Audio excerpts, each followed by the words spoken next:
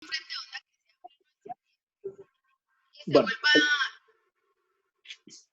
¿cómo? frente onda que sea plano y se vuelva esférico, o al contrario. ¿Cómo? Que sí puede haber un frente onda que sea plano y se vuelva esférico, o al contrario. Sí, puede pasar. Eso se llama difracción, puede haber difracción. No sé, puede ir una onda y con un obstáculo termine transformándose. Sí, puede pasar. Por ejemplo, si yo tengo un frente de onda plano y lo hago pasar por una ranura, o sea, digamos, imaginémonos que tenemos frentes de onda así, que son planos, ¿sí? Así como las rectas esas que estoy haciendo bien bonitas. Entonces, si yo aquí coloco una apertura, o sea, yo coloco un huequito, ¿sí? Entonces, cuando la onda llega aquí, lo que pasa es que aquí se empieza a formar un frente de onda esférico. Eso se llama difracción. ¿Sí? Bien, pero bueno, eso es un tema, ese es el tema que viene. Bien, pero entonces les decía que aquí hay mucha tela que cortar, muchachos. Hay mucho que hablar sobre frentes de onda y polarización. Yo decidí enfocarlo en una forma de catalogar las ondas.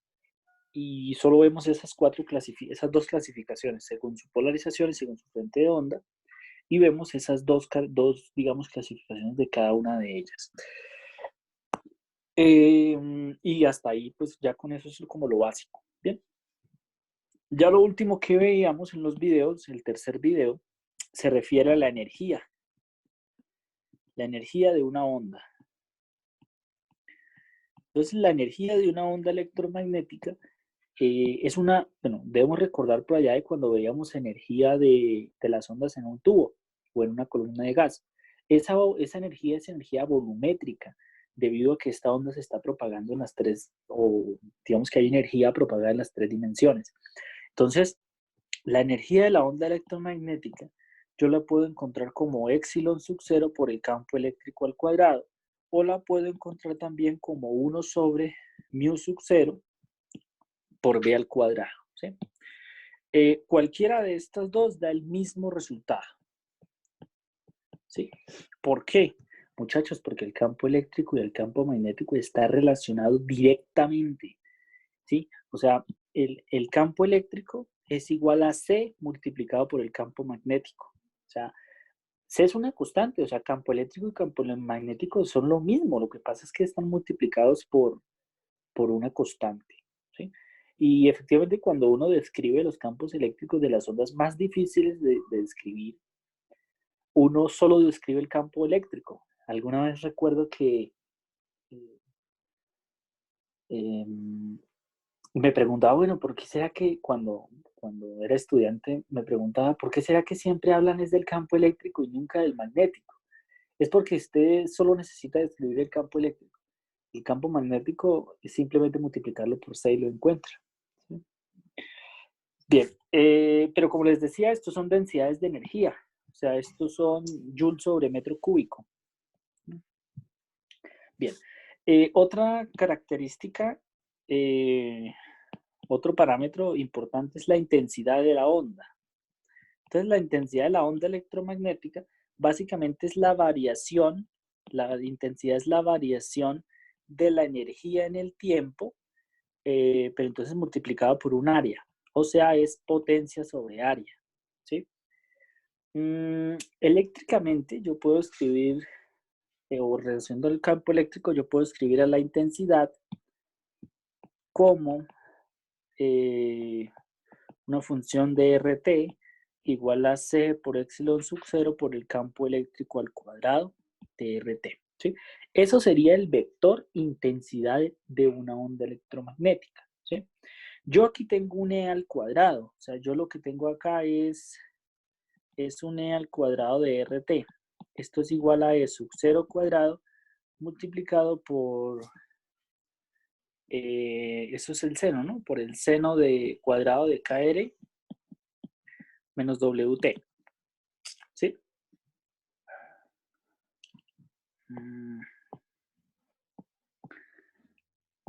¿Sí o no? Entonces,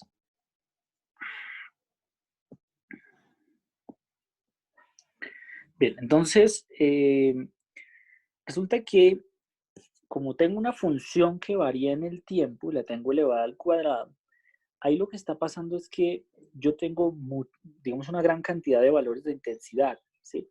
Porque esta función, la función seno, varía en el tiempo, ¿sí? Más o menos, una onda electromagnética da unos kilohercios, o sea, la frecuencia es más o menos de los kilohercios. Estamos hablando que da 1000 ciclos en un segundo. O sea que tendríamos 1000 valores de intensidad en un segundo, ¿sí? Entonces, cuando nos preguntan cuál es la intensidad de la onda, pues uno no puede describirla en un, digamos, en un momento exacto, ¿sí? O sea, bueno, sí la podrías describir, pero el tiempo es muy corto, para el cual el valor de intensidad que encontraste, digamos, es el valor de intensidad. Entonces, lo que uno hace es promediar la función. Entonces, si usted promedia esta función, o sea, si usted la promedia, obtiene lo que se llama la intensidad promedio. La intensidad promedio es un medio de C por epsilon sub 0 por E sub 0 al cuadrado. ¿De dónde proviene este un medio? Este un medio proviene de esta función, de la función seno. Cuando usted promedia la función seno, usted lo que tiene que hacer es la integral de 0 a t del seno cuadrado de kr menos wt. Esta integral da un medio. Ese era un punto que también les iba a colocar en el taller para demostrar, pero se me olvidó. Entonces, pues, pero bueno, es algo muy simple. Simplemente hacer la integral. Eso se puede hacer en Symbolac o para allá se puede hacer esas integrales. Bien, en algún programa bien simple puedo hacer o a puro cálculo. Bueno, otro camino que puedo tomar para calcular la intensidad es, para calcular como una intensidad promedio, es calcular la intensidad RMS. No sé si ustedes se acuerdan qué es RMS. Si hay alguien o me quedé solo. No, todas están por ahí. Sí, profe. ¿Saben? ¿Sí recuerdan? No, pero sí estamos.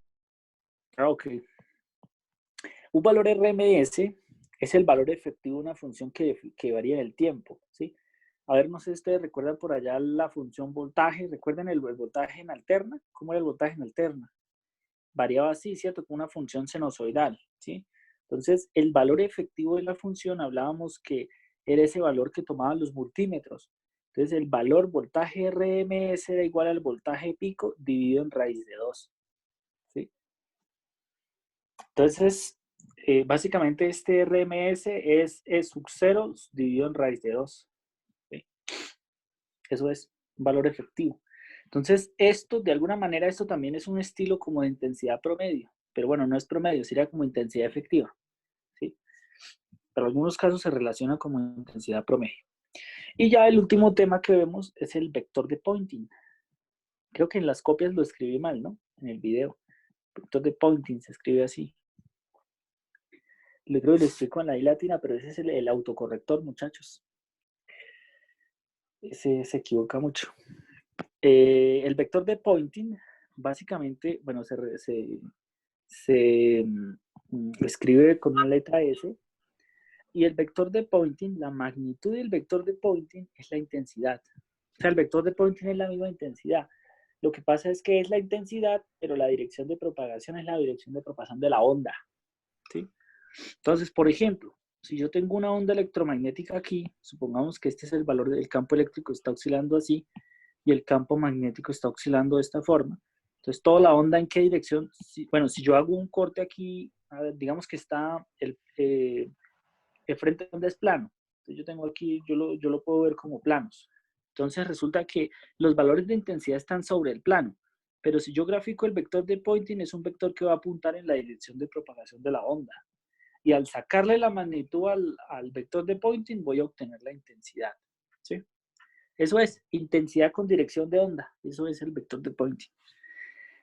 El vector de Poynting lo puedo encontrar de esta forma. C cuadrado sobre epsilon sub 0 por el producto cruce entre el campo eléctrico y el campo magnético. Las unidades son watts sobre metro cuadrado, ¿no? las mismas unidades de la intensidad. La intensidad también tiene unidades watt sobre metro cuadrado. Son las mismas unidades. Y el vector de Poynting también lo puedo escribir como 1 sobre mu sub 0 por el campo eléctrico producto cruz el campo magnético. Estas son las dos formas de encontrarlo. Y eso sería todo. Alejandro, puedes grabar hasta ahí.